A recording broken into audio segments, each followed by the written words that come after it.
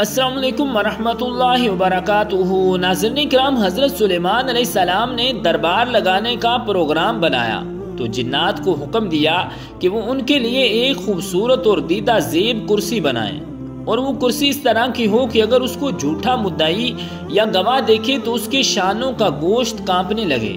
چنانچہ جنات نے اس کرسی کو ہاتھی کے دانت، جواہرات، یاقوت، لؤلؤ اور زبرجد لگا کر مزین کیا، اور اس کے گرد جواہرات سے انگور کے بوٹے بنا کر لگائے، کھجور کے 4 درخت سونے کے، شاخیں چاندی کی، اور ان میں سے 2 درختوں کی چوٹی پر 2 سونے کے طوطے اور دوسرے 2 درختوں کی چوٹی پر سونے کے 2 گدھ بنائے، اور اس کرسی کے دونوں کونوں پر سونے کے 2 شیر بنائے، اور شیروں کے سروں پر سبز زمرد کے ستون تھے۔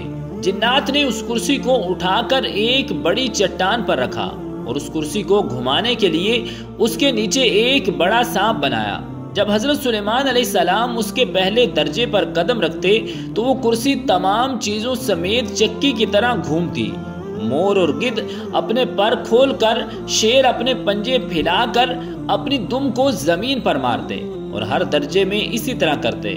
جب حضرت سلیمان علیہ السلام اوپر والے درجے پر تشریف فرما ہوتے تھے تو دونوں گدھ آپ کے سر مبارک پر تاج رکھتے اور اس پر مشک اور عنبر چھڑکتے تھے۔ جب آپ اس کرسی پر تشریف فرما ہوتے تھے تو سونے کا کبوتر زبور شریف آپ کی خدمت میں پیش کرتا تھا، آپ لوگوں کو پڑھ کر سناتے۔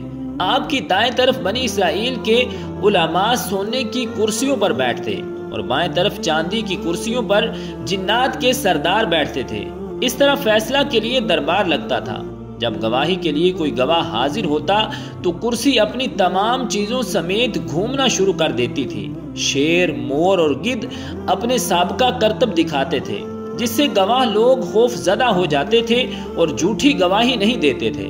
جب حضرت سلیمان علیہ السلام کا وصال ہو گیا تو بخت نصر بادشاہ نے اس کرسی کو اپنے پاس رکھ لیا۔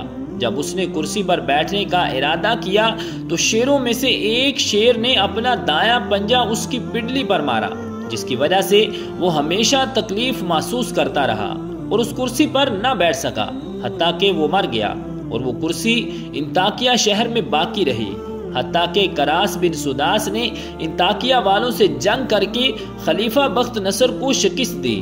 پھر اس کرسی کو بیت المقدس کی طرف واپس لٹایا گیا، لیکن کسی بادشاہ کو اس پر بیٹھنے کی طاقت نہ ہوئی۔ پھر اس کرسی کو صخرہ کے نیچے رکھا گیا۔ اس کے بعد وہ کرسی غائب ہو گئی، اور اس کی کوئی خبر اور نام و نشان معلوم نہ ہو سکا کہ وہ کرسی کہاں چلی گئی۔